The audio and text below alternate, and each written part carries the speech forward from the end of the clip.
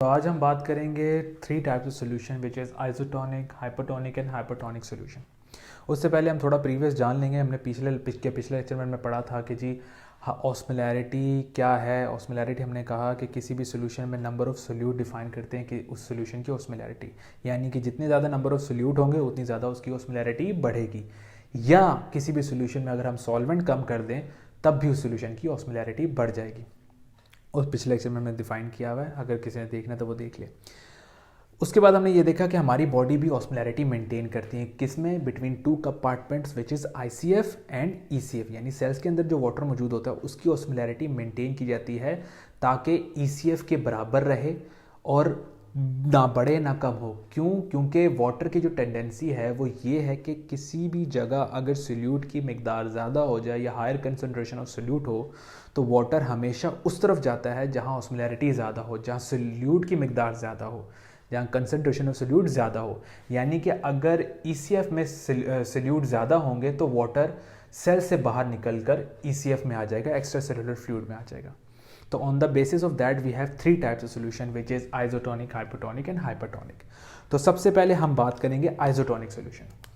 तो आइसोटोनिक जैसे कि नेम ही डिफाइन करता है, isotonic is a solution which is, iso mean same, तो आइसोटोनिक इज अ सोल्यूशन जो कि बॉडी में आने से आपकी बॉडी के ऑस्मोलैरिटी के लेवल को डिस्टर्ब नहीं करता।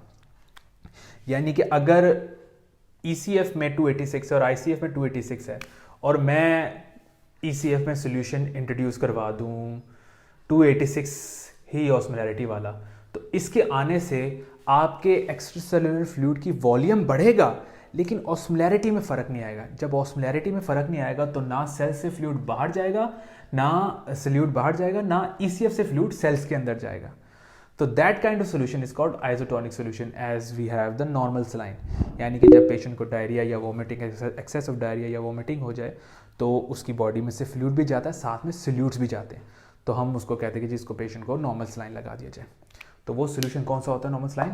That is isotonic solution. उसके बाद बात आती है हाइपोटोनिक सोल्यूशन। तो हाइपोटोनिक सोल्यूशन क्या है? So this is the solution which decrease the osmolarity in ECF।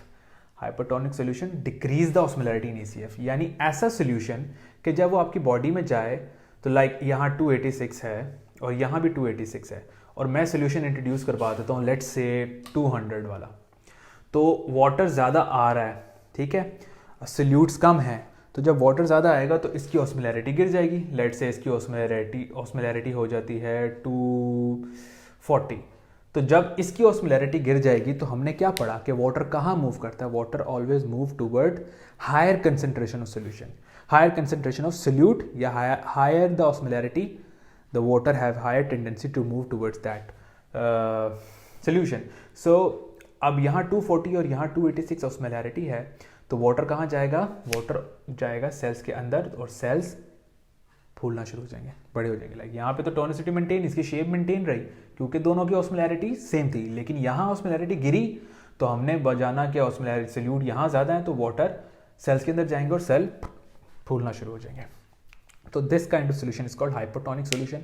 और हम ऐसे पेशेंट को देते हैं जिसके सेल्स डिहाइड्रेट हो जाए, सेल्स डिहाइड्रेट हो जाए, like in case of DKA, so we give that का hypertonic solution like half saline। उसके बाद आती है hypertonic solution. So this is the solution जिसकी ऑस्मोलैरिटी ज़्यादा होती है, यानी ऐसा सोल्यूशन जो आपके ECF में ऑस्मोलैरिटी बढ़ा दे। यानी अगर यहाँ 286 है और यहाँ 286 है तो मैं ऐसा सोल्यूशन डाल दूँ, भेज दूँ जिसकी ऑस्मोलैरिटी 350 है सपोज, तो जब ECF में जाएगा तो इसकी ऑस्मोलैरिटी बढ़ा देगा। Let's say it will make 300 या 300, तो जब 300 होगी तो सेल्स ने हमने जाना कि वाटर की टेंडेंसी क्या है, वाटर हमेशा मूव वहाँ करेगा जहाँ सोल्यूट ज़्यादा हो, जहाँ ऑस्मोलैरिटी ज़्यादा हो। तो ऑस्मोलैरिटी ECF में ज़्यादा है या ICF में, इंट्रासेल्युलर फ्लूइड में ज़्यादा ऑस्मोलैरिटी है या एक्स्ट्रा सेलुलर फ्लूइड में ऑस्मोलैरिटी ज़्यादा है? ऑफकोर्स एक्स्ट्रा सेलुलर में ज़्यादा है। तो वाटर जो सेल्स के अंदर होगा वो बाहर जाएगा, बाहर की तरफ मूव करेगा और इवेंचुअली सेल्स श्रिंक होना शुरू हो जाएंगे। So that kind of solution is called hypertonic solution. इसकी मिसाल है, आप ले लें D5, और हम ये सोल्यूशन, हम hypertonic solution in case of brain injury like oedema we give hypertonic solution. हम बॉडी में इंट्रोड्यूस करते हैं ताकि सेल्स के अंदर जो मौजूद एक्सेस वाटर है वो ECF कंपार्टमेंट में आ जाए, इंटरस्टिशियम में आ जाए. Like in brain edema we use mannitol. So these are the three types of solution, like isotonic, hypertonic and hypertonic.